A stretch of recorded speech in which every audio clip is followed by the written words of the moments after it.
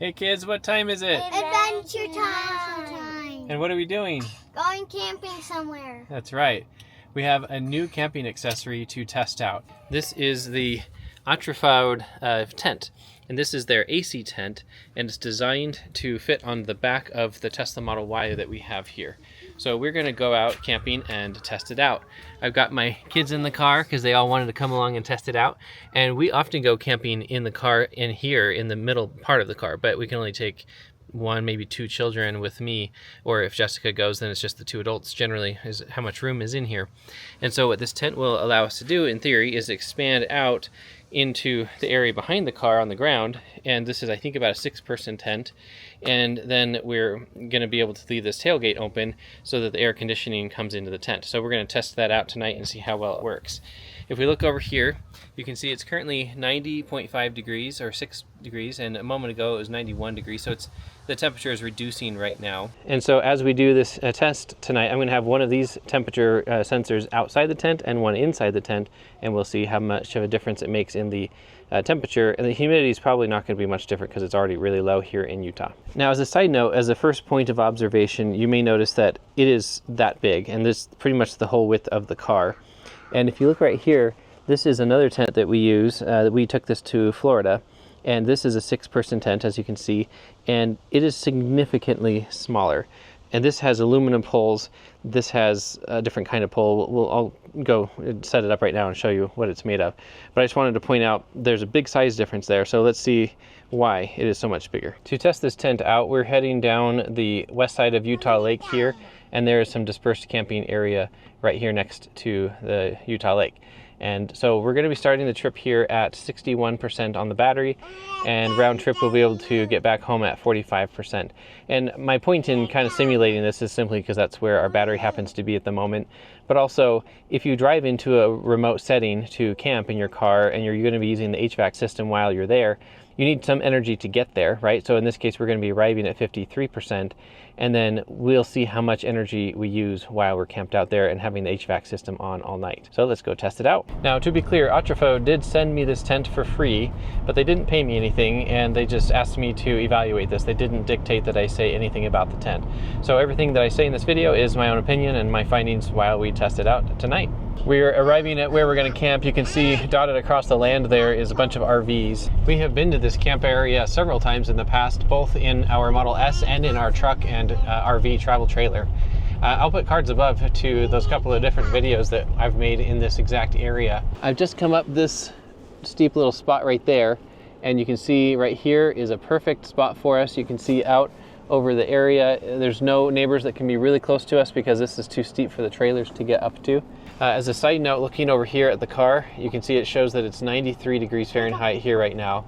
And right now it's estimating that it will be down to 73 degrees Fahrenheit tonight, it looks like. This will be a good opportunity to test out the air conditioning because it's a hot summer location. All right, we've parked, and you can see I have the air conditioning set to 65, and I think that's probably, well, I don't know, I might lower it at some point.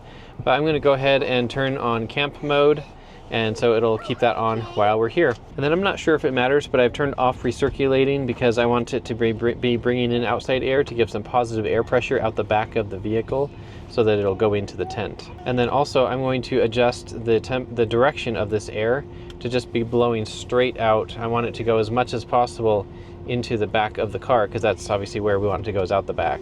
And let's go ahead and begin the test of how much energy this consumes. You can see right now we are getting here at 7:05 p.m.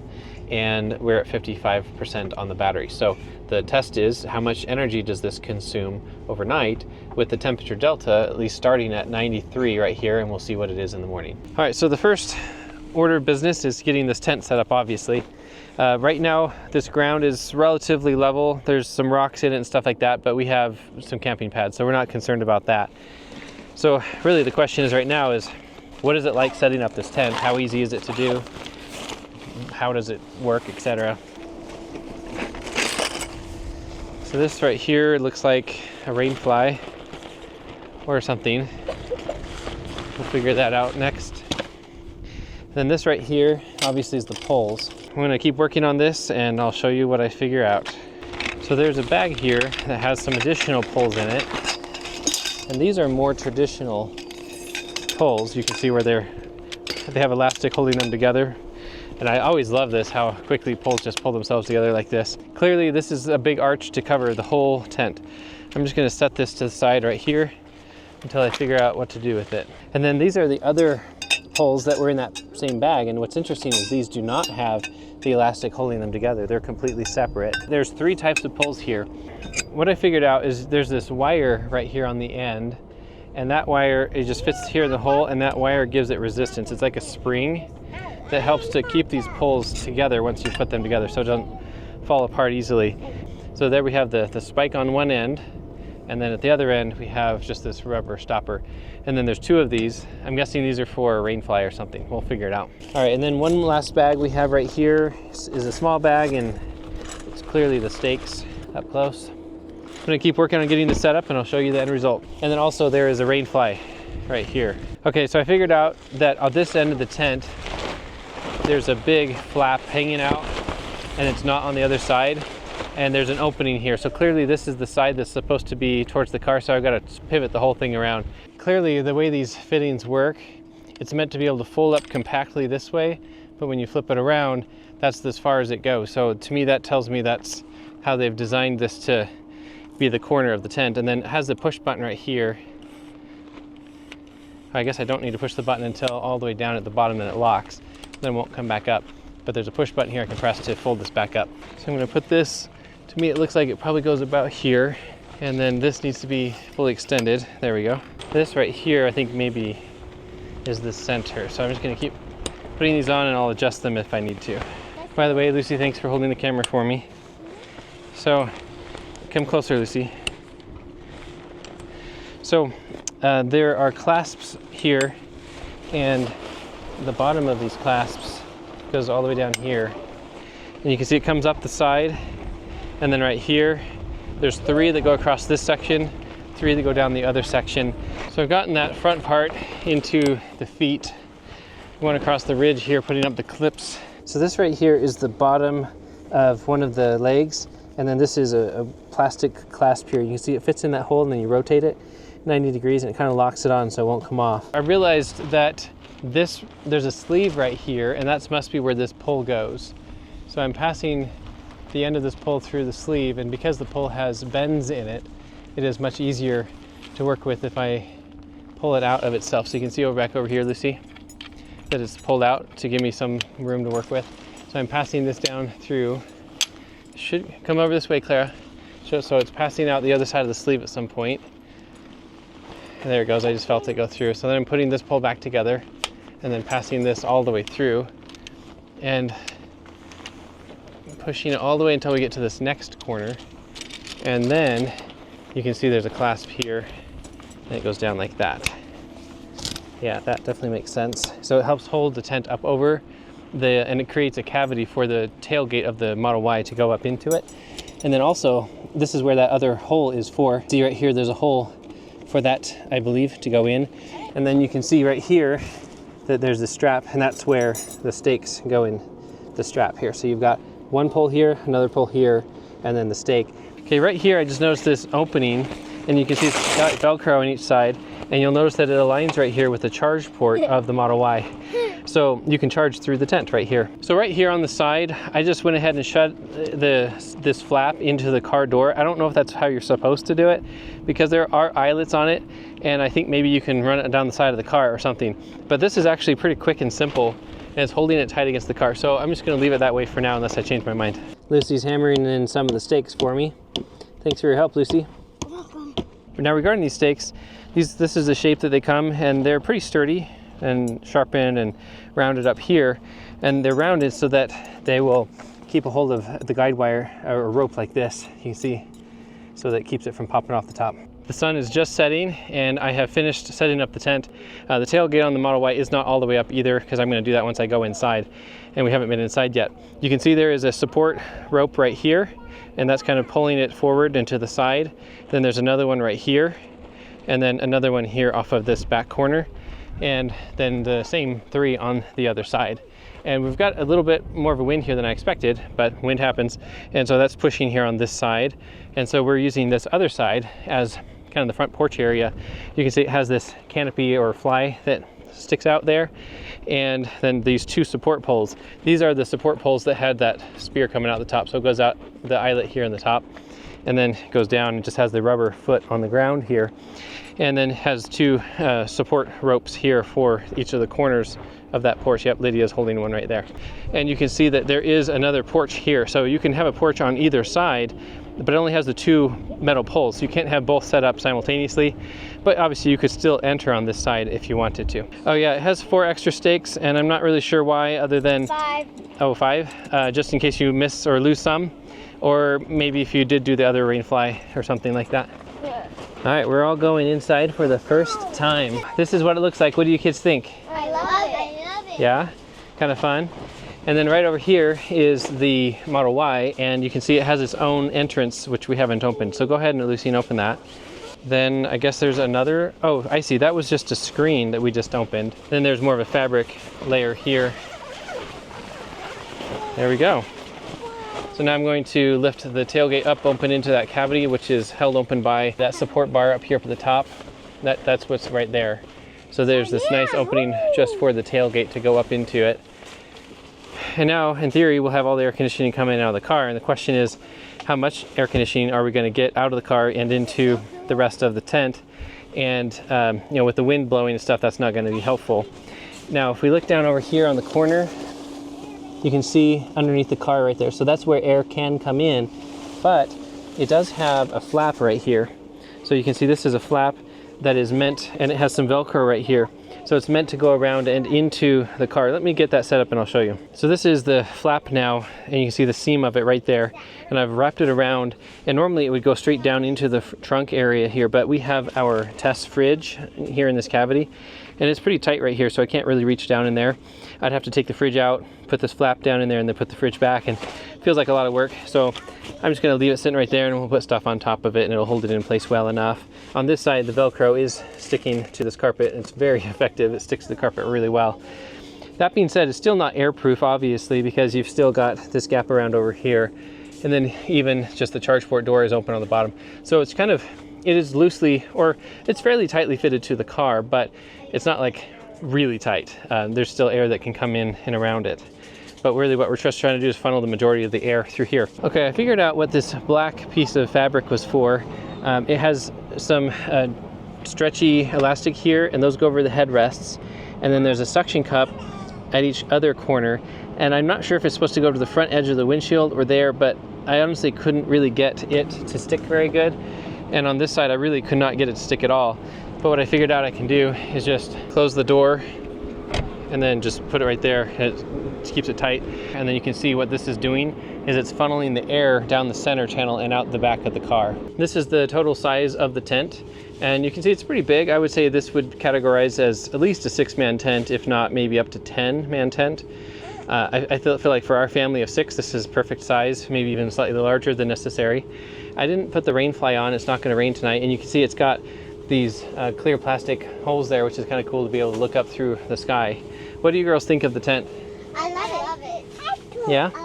Does it feel cooler in here than it is outside? Well, let's do a check on it. We haven't had this open very long, but right now I have the car all the way down to low. So it's just going as fast as it can, cooling down the car. And so here in the back of the tent, the temperature sensor, where'd you put that, Lydia? In that pocket. Okay, so she set the temperature sensor all the way back here in the very back of it. And so it's showing us 81 degrees in here at the moment, which is definitely better. I'm gonna go ahead and put this somewhere in the middle of the tent tonight. And then let's check on the temperature sensor outside. And you can see here it's showing us 88 degrees and 18% humidity. And in here it's 24. So it's higher humidity, but it is cooler in here.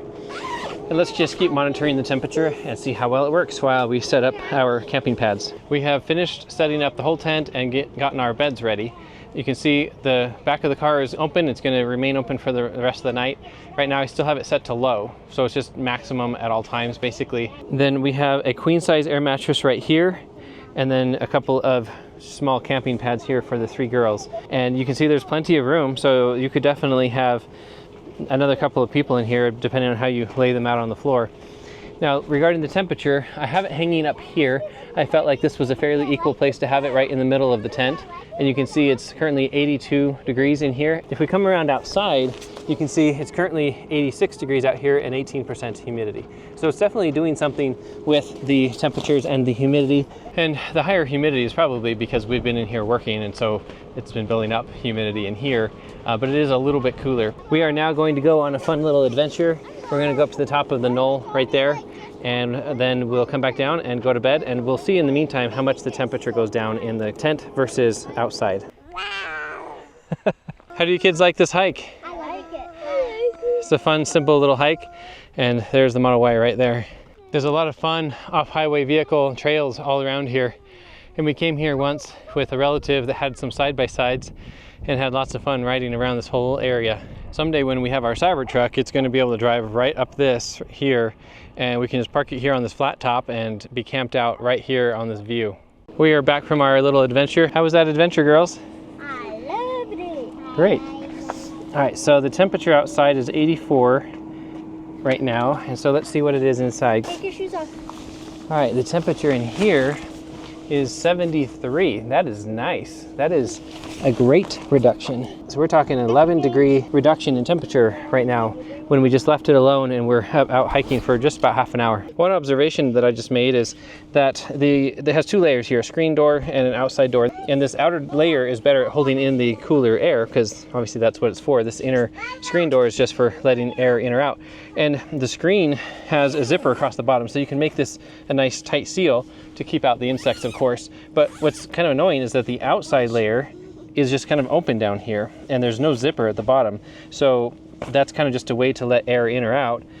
You know, obviously it's kind of tight most of the time, but not really that tight. So they need to have a zipper across the bottom of that outer layer. So the kids are just getting some last minute reading in before going to bed, and we're about to go to bed. And one thing I just remembered is that there's this light on right here, and it's staying on because the tailgate is open. So if you look here at this latching mechanism, you can see that there's a spot right there you can just push with your finger briefly, and it closes that latch, and then the light turns off right away. And that's how you can keep that off so that it's not shining on you during the night. When I was laying down here just a moment ago where Lydia is, I could actually feel a nice cool breeze coming out of the back of the car, and I think that the angled back of the tailgate helps to push that air down. But we've got an 11-degree difference between the outside of the tent and the inside of the tent. And then in here inside the car, it's set to low, which, keep in mind, you get to 60 degrees Fahrenheit and then it goes to low after that. So it's just blasting away. It's probably around 60 inside. So it takes a lot of energy in the car to get some of it out here to feel better in the tent. But as the night progresses, it's going to get colder outside, and then the car will not be working as hard because I'm going to be adjusting the car to probably be at about 60 to 65 degrees instead of just low. So they will start to modulate its energy consumption after that. I'm just going to go ahead and do that right here. You can see the climate. I can go into that here from my phone and then hit the up arrow. So now it's 60 instead of low. And it's right now inside it says the interior is 59 degrees and the exterior is 88. I think I'm going to set this to 63, and let's just see where that takes us and how much energy that consumes. To that point, if we look up here, we are now at 48% on the battery. So that means we've used 7% of the battery while we've been here, but the air conditioning has been on full blast the whole time, and it's now 9 p.m. So that's kind of give you an idea of rate of consumption at that level of time and energy consumption. So we're now going to go to bed, and we'll see where this is in the morning. How did you sleep, Lucy? Good. Do you hear a humming noise? Yes. Look up through the ceiling. Can you tell what it is? Fly thingies. Yeah, it's a swarm of flies or mosquitoes, maybe something out there that is just hovering above the tent, making that noise. Here's a better shot of those flies outside. Mm-hmm. Oh my, yeah, that's a lot of flies, huh? And there's so many swarming outside. You're gonna go outside and play with them? No. That right there is the underside of what the flies are that are swarming over us. This morning, inside the tent here, it is 71 degrees. And the outdoor temperature is 71 degrees.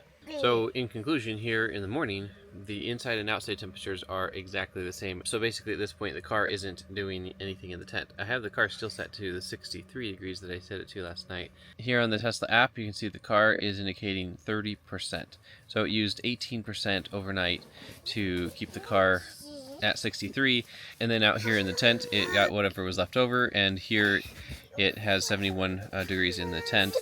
And then if we look at the climate, the app here shows that it's 79 outside, which is incorrect in my opinion. I don't know why that is so far off compared to that outside temperature indicator that I have out there showing 71.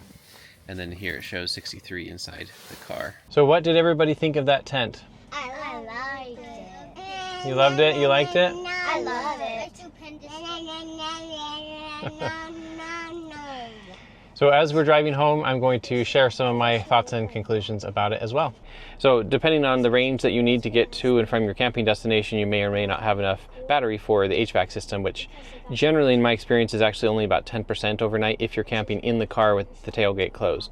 And then with the tailgate open, it could vary a lot more depending on the environmental conditions because the tent is not insulated at all. This is the road that we drove up right here. It's a little bit of off-roading, but not anything more than this car can handle easily. So my overall thoughts about this tent and its ability to attach to the car.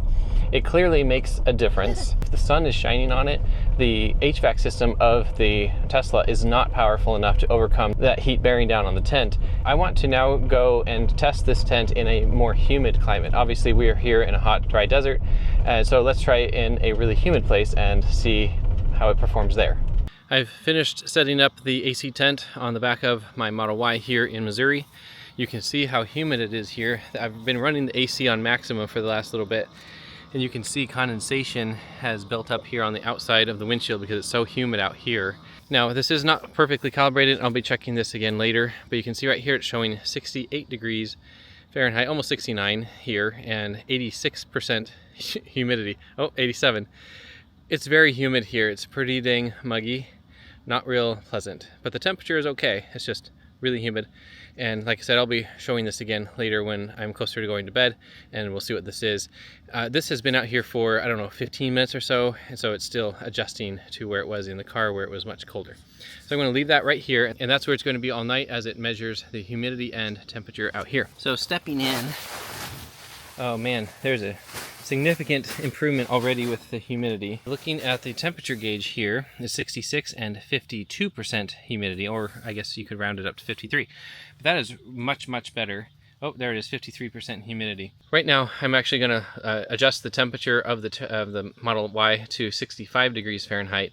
And that's what it has been good for me on the inside. It is now a few hours later, so it's 10:37 p.m. as a point of reference. Looking at this, it's showing 70 degrees and 92% humidity. So let's see what it is inside the tent. And to be clear, actually the HVAC system has been off in the Model Y for the last couple of hours, and it still is. So it's not actually doing anything right now.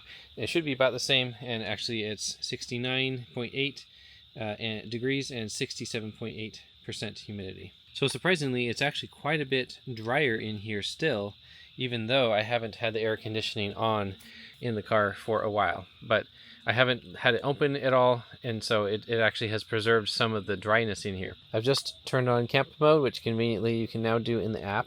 You can see I have it set to 65 degrees Fahrenheit, and it's showing that outside is 79, but that is not accurate because as you saw with the other gauges, it's much cooler than that. And then right now the battery on the Model Y is at 50%. The last 3 nights it has consumed between 8 and 10% to keep the cabin of the Model Y at 65 degrees all night, and that's with the tailgate closed. So the question is, how much more energy will it consume to have the tent on the back? But it is a nice cool evening, and so I'm not really sure. Well, we'll find out in the morning. I'm hoping that it basically just dehumidifies it in here because the temperature is actually quite pleasant right now. It's the next morning, and look at that. 69 degrees or 70 degrees in here, and then 59, almost 60% humidity inside the tent. The Model Y is still in camp mode at 65 degrees Fahrenheit as it has been all night, and it's down to 41%.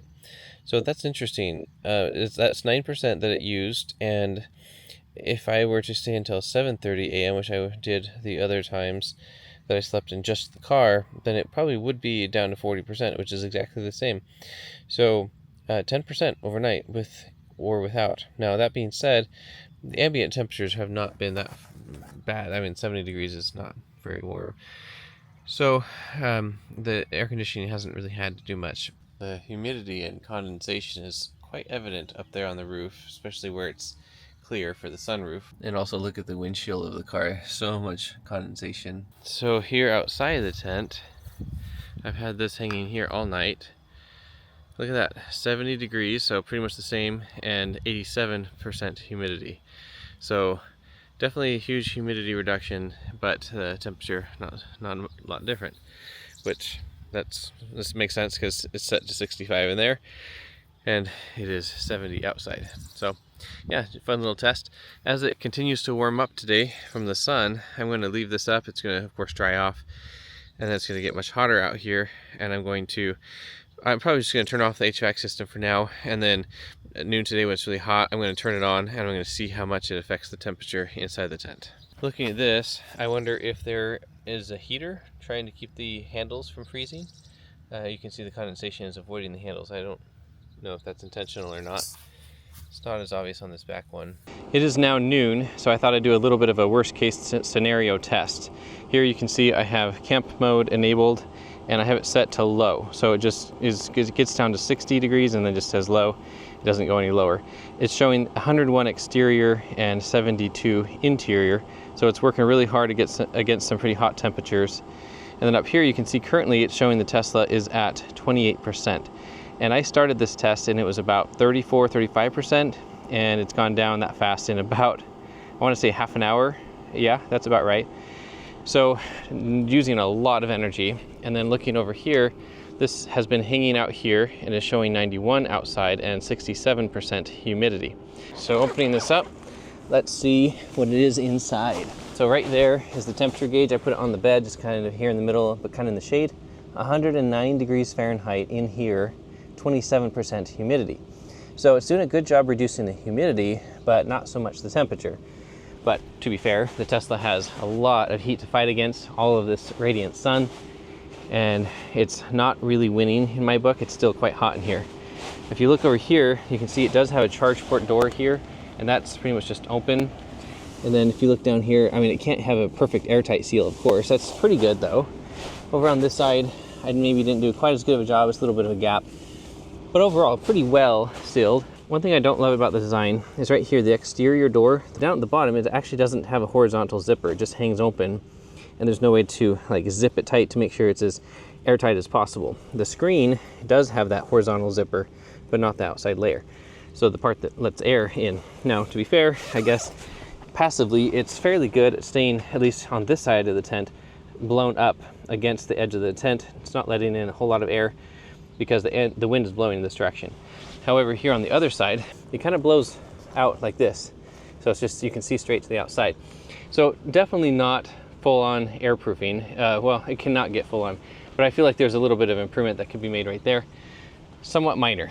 Over here you can see it's just the tailgate is open on the Y, blast in, unload like I said, and in here it feels quite nice. So that's not a surprise. Obviously it's the cabin of the Model Y. It's going to be nice and cool in here.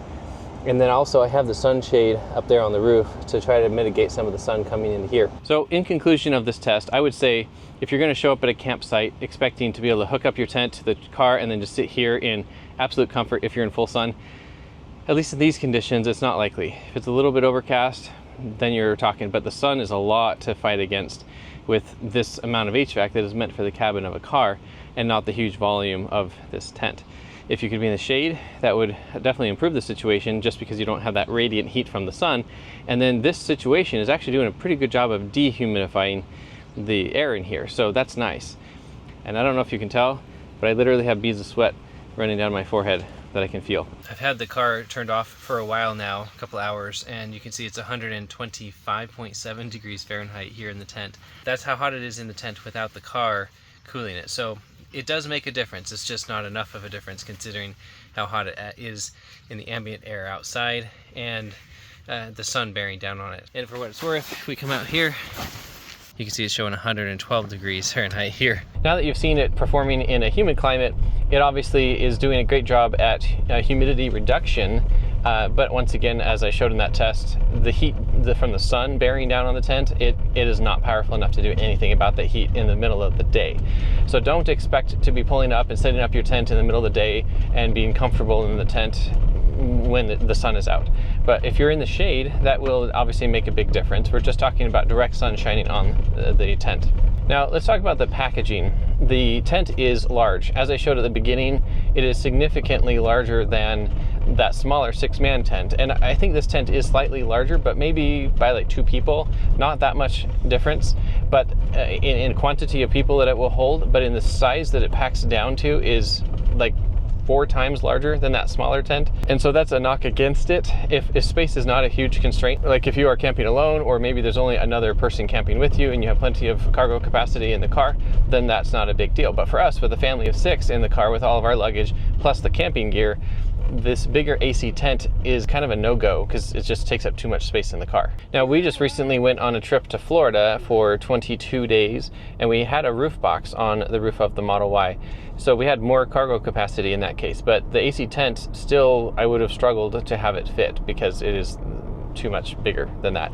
And if you combine the AC tent with any other mattress for a Tesla, those foam mattresses that fold up or roll up, those also take up a fair amount of space. So if you combine the two together, that's a lot of space for just the tent and the mattress. I do like that this tent expands the capacity of the car, so that when we're going, Tesla camping, instead of having just 2 people, we can now have a whole tent full of 6 or 8 people. But we're talking about how well does the air from the car condition the tent, because that's the whole point of this tent, that it can attach to the back of the car. Now obviously this tent does not have to be attached to the back of the car. It could be a standalone tent, but if you're going to have a standalone tent, it's much more bulky, and there are much more streamlined standalone tents out there that take up less space in the car. Now let's talk about the poles. That's where most of the bulk comes from of this tent, and the poles are, now that I've put it together, it makes sense how they've designed it, but it's pretty ungainly when you first try to take it out of the bag and unfold it and extend the poles and then get the tent placed around it. If you have 2 people, it's definitely much more doable, but it's a lot more streamlined in your traditional pole tent that just has bent poles that arch around. And to that point, an arched tent will keep all of the fabric fairly taut all the way around the whole time that you're camping in it, so that if there's wind that blows up, it doesn't matter as much. What I noticed last night is when the wind was blowing, this tent made a lot of noise, really flappy. Part of that was that we had that awning or canopy that's sticking out the front porch of the tent, but it was staked down and it had the guide ropes as tight as I could reasonably get them. But just the fact that there are straight sides to this tent, it's a square tent, means that it's going to be flappy, basically, instead of being a round, tight tent that has those poles stretched to keep that dome shape in a more traditional tent. So that's kind of a knock against it as well. A big positive for this tent is the humidity reduction that you saw in Missouri. Being able to reduce the humidity made it a lot more comfortable in the tent compared to just a traditional tent just set on the ground. Even though the temperature difference was not as much as I had hoped, the humidity reduction in a humid climate is quite nice. Surprisingly, here in the desert climate where it was already dry, it actually became more humid inside the tent. And I'm not sure if that was a function of the HVAC system of the Model Y or just that we were in the tent and adding humidity to it. Regarding flies or insects in general getting into the tent, it did a good job of keeping them out, even though it was attached to the car, and in theory their bugs could have sneaked in through those cracks around the car more than a normal tent.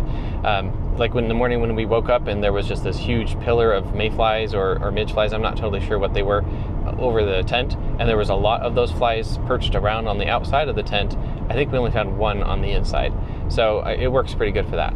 So in general, I would say that I would recommend this tent, especially if you are in a really humid climate and or if you are going to be able to be camping in hot locations but in the shade at least, because it does reduce the temperature and it reduces the humidity in those hot, humid climates. But if you're in direct sunlight and if you're expecting it to be nice and cool because you're attached to the car, it's not going to happen.